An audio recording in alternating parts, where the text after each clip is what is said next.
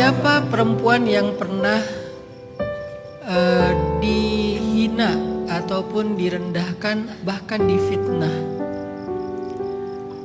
Ada Bunda Maryam di dalam surat Maryam yang dihina, direndahkan, difitnah habis-habisan oleh Bani Israel.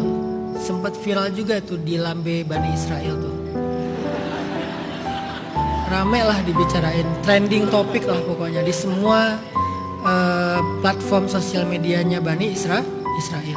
Platform sosial media mereka itu pasar, kemudian rumah ibadah, kemudian musafir.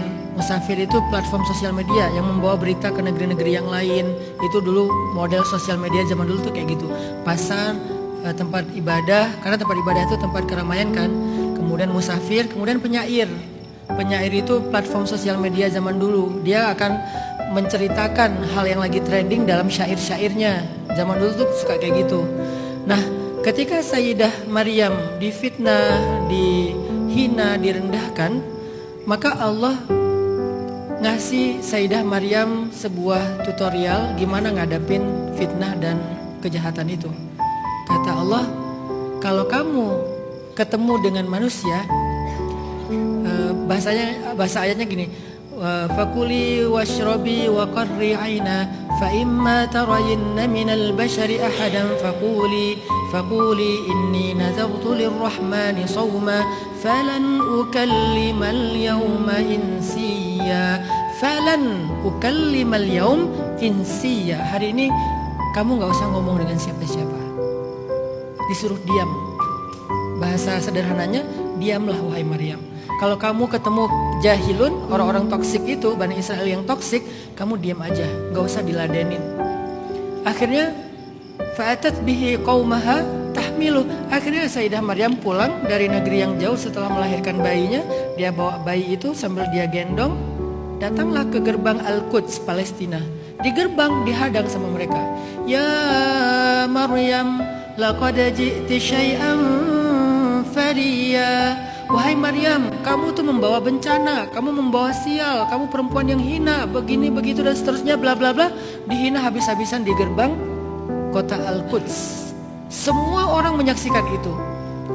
Lalu dibawa-bawa lagi keluarganya. Ya ukhta Harun, ma kana abuki imra'asau wa ma kanat ummuki baghiya. Wahai keluarga Harun, wahai saudari Harun, ayah kamu itu orang baik-baik, ibu kamu itu perempuan yang baik-baik. Kenapa kamu mencoreng nama baik keluarga kamu? Jadi seolah-olah Maryam tuh jahat banget gitu. Difitnah habis-habisan. Fa asyarat ilaih. Maryam cuma ngasih isyarat kepada bayinya, nggak ngomong. Asyarat, isyarat, bahasa Indonesianya isyarat. Itu bahasa Arab. Asyarat, isyarat, isyarah, jadi isyarat. Fa asyarat ilaih, memberi isyarat kepada bayinya. Artinya saya nggak bisa ngomong, tanya aja sama bayi saya. Ketika Sayyidah Maryam ngasih isyarat kepada bayinya, nggak ngomong, mereka makin menjadi-jadi. Gimana cara kita ngomong sama bayi yang masih fil mahdi sobiyah, yang masih dalam buayan ibunya, yang masih digendong ibunya? Akhirnya mereka bilang kayak, Maryam ini gila ya, suruh kita ngomong sama bayi. Maryam ini udah gak waras ya. Ternyata dia selain pezina, perempuan yang rendah, dia juga udah ngalamin kelainan jiwa, kata mereka. Pokoknya hinaan yang luar biasa. Tiba-tiba Allah membela Maryam. Bayi itu bisa bicara, membela ibunya. Jadi bukan Maryam yang ngomong, bayinya yang ngomong. Apa pesannya buat kita? Keajaiban. Kalau Maryam keajaibannya, bayinya yang bisa bicara. Dan itu ada 3 bayi yang bisa bicara dalam sejarah. 1, bayinya Maryam. 2, bayinya Masyiatah. 3, bayinya seorang pezina perempuan yang dia menuduh seorang laki-laki soleh sebagai ayah dari anak haramnya. Padahal laki-laki itu enggak melakukan dosa zina, tapi dituduh, difitnah gitu. Akhirnya bayi itu bisa bicara untuk mengatakan, ayah saya fulan, bukan ini. Dia yang ngomong ayahnya siapa, dan itu bukan nabi, bukan kisah nabi. Artinya akhirnya Allah membela Sayyidah Maryam dengan bayi itu yang bicara, dan bicaranya itu panjang banget. Qala inni abdullah, قال إني عبد الله آتاني الكتاب وجعلني نبيا وجعلني مباركا أينما كنت وأوصاني بالصلاة والزكاة ما دمت حيا وبرا بوالدتي ولم يجعلني جبارا شقيا والسلام علي يوم ولدت ويوم أموت ويوم أبعث حيا. Sepanjang itu bayi itu bicara. Panjang kan? Kayak ceramah. Kalau cuma bilang mama haus itu masih oke lah. Atau itu kenapa mukanya? Kenapa senyum jelek? Ketawa, haha. Masih mending lah ya. Kalau bayi bisa ngomong, haha doang gitu. Apa isinya? Salah satu isinya adalah wabarram biwalidati. Aku disuruh berbakti kepada ibuku, bukan kepada kedua orang tuaku. Apa maksudnya? Kenapa kok ibu doang yang dimention? Kenapa enggak? Harusnya kan aku disuruh berbakti kepada kedua orang tua. Ya, tapi yang dimention cuma ibuku.